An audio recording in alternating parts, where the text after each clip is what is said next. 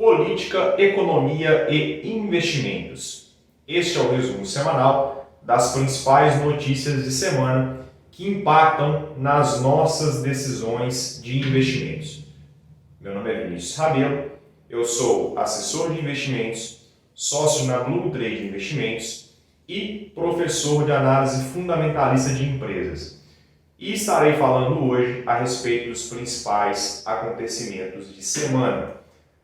Primeiramente, na ala política, de acordo com o Estado de São Paulo, Paulo Guedes fará algumas modificações dentro do Superministério da Economia, a princípio por pressão do Centrão. Lembrando que o Centrão é uma ala política que não tem uma ideologia definida, não tem uma direção definida. Eles são considerados chamados céticos e provavelmente é a ala política mais influente dentro das decisões parlamentares. O fato é que Paulo Guedes recebeu pressão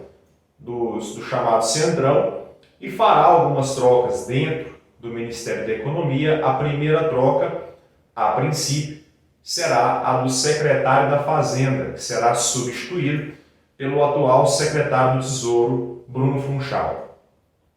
Segundo fontes do Estado de São Paulo, essa troca se deve a uma melhora na comunicação entre parlamentares e entre técnicos, visto que o atual secretário do Tesouro, que assumirá a nova posição, é considerado uma pessoa técnica, com rigor científico acadêmico, mas que, porém, está aberto a negociações, porém, está aberto a trocar ideias com o Congresso, com os parlamentares. Essa é a principal causa dessa troca a princípio, e esse é um assunto que nós temos que acompanhar de perto também, porque é um risco político que sempre está presente no Brasil e sempre tem que ser considerado nas nossas decisões de investimentos. Agora, no tema economia, tivemos na semana a divulgação do relatório da CAGED com a criação de vagas formais de emprego. E o resultado foi que no mês de março tivemos a criação líquida de aproximadamente 184 mil postos de trabalho. No ano, esse acumulado já está próximo de 837 mil postos de trabalho líquidos, liderado principalmente pelo setor de serviços, responsável pela maior criação de vagas de emprego. Isso demonstra uma resiliência muito grande da economia brasileira, uma capacidade de recuperação muito grande, visto que fomos, assim como o resto do mundo, mas fomos atingidos por uma crise sanitária e econômica de proporções inimagináveis, isso no momento que a nossa economia já estava fragilizada. Nós já vínhamos de uma crise fiscal que nos assola desde 2014 e fomos atingidos por essa bazuca em um momento de muita fragilidade. Porém, a economia brasileira, com a sua capacidade de recuperação, com a sua resiliência, mesmo em um ambiente totalmente hostil para o empreendedor, com um ambiente tributário hostil, com um ambiente regulatório hostil, e quando eu digo hostil, é no sentido de dificultar muito a ação empreendedora, mesmo assim, nós ainda conseguimos nos recuperar de forma lenta, porém gradual, e a nossa expectativa é que esse movimento ele continue acontecendo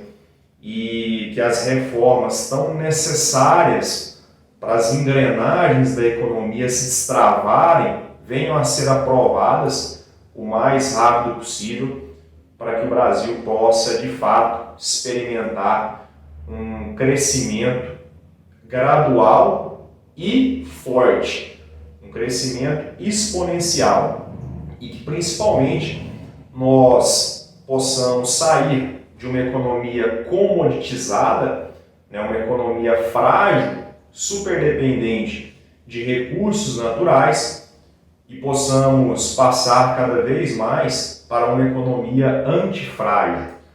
uma economia diversificada nas suas formas de geração de renda, de geração de valor, uma economia que consegue produzir bens, produtos e serviços de alto valor agregado, permitindo assim que possamos experimentar um crescimento forte, permitindo assim que as pessoas possam experimentar uma qualidade de vida melhor. Na ponta dos indicadores econômicos, também tivemos a divulgação do IPCA 15, medido pelo IBGE, que é o Índice do Consumidor Amplo. O índice avançou aproximadamente 0,6%, dentro das expectativas de mercado, puxado principalmente pela inflação no preço dos combustíveis, principalmente a gasolina, que é um núcleo importante dentro desse índice de preço, e no acumulado dos últimos 12 meses, o índice já soma 6,15%, que não é um número extremamente preocupante, mas é um número que mostra que a inflação ela ganhou muita tração nos últimos meses e que se apresenta até mesmo um risco de estagflação, que é um risco onde você tem inflação combinada com crescimento econômico nulo ou um crescimento econômico muito baixo. Se de fato acontece isso, nós temos um cenário muito ruim, seria um cenário muito ruim, não é esse o cenário base nesse momento nas nossas decisões de investimentos, um cenário de estagflação, porém é algo que deve ser considerado, é algo que deve ser monitorado e principalmente o monitoramento dos indicadores que nos dão a sustentação para que possamos desenhar as nossas estratégias de investimentos e embutir todos os riscos possíveis. Essas foram as principais notícias dentro de economia. E no tópico investimentos, nesta semana, a Vale do Rio Doce atingiu a marca de mais de 100 bilhões de dólares a valor de mercado, sendo inclusive a empresa mais valiosa da América Latina, acima, por exemplo, do grande e-commerce Mercado Livre. Completam as 5 primeiras posições das empresas mais valiosas do Brasil: Petrobras, Itaú, Ambev e Bradesco, provando assim, demonstrando assim o que eu falei um pouco atrás nesse vídeo, que o Brasil é representado principalmente por empresas na área de commodities, mineradora e uma petrolífera,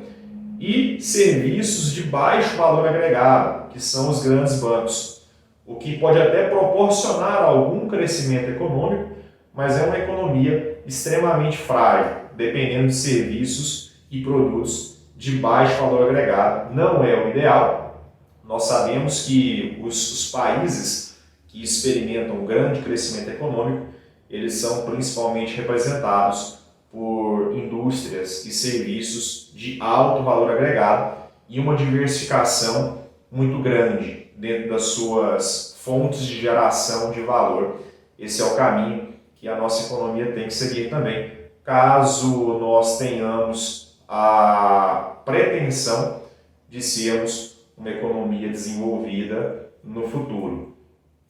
Ainda no tópico investimentos, nesta semana o Ibovespa, que é o índice de ações, das ações mais negociadas dentro da Bolsa Brasileira, B3, fechou em queda de aproximadamente 1,4% e o dólar também fechou em queda de aproximadamente 0,9%, cotado a aproximadamente R$ 5,47.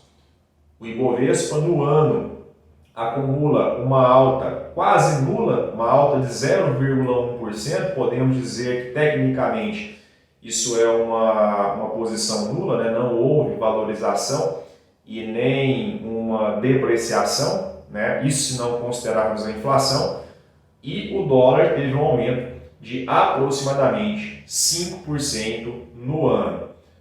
Já nas bolsas mundiais, principalmente Bolsa Estados Unidos, nós temos o índice S&P 500 no ano subindo aproximadamente 11%, e o Nasdaq, que é um índice que replica principalmente o desempenho das chamadas empresas de tecnologia, com desempenho positivo no ano de aproximadamente 8%. Esse é o resumo semanal, onde falamos a respeito dos principais tópicos dentro de economia, política e investimentos. Espero que todos tenham gostado e semana que vem eu volto com os novos acontecimentos. Um abraço e um bom final de semana a todos.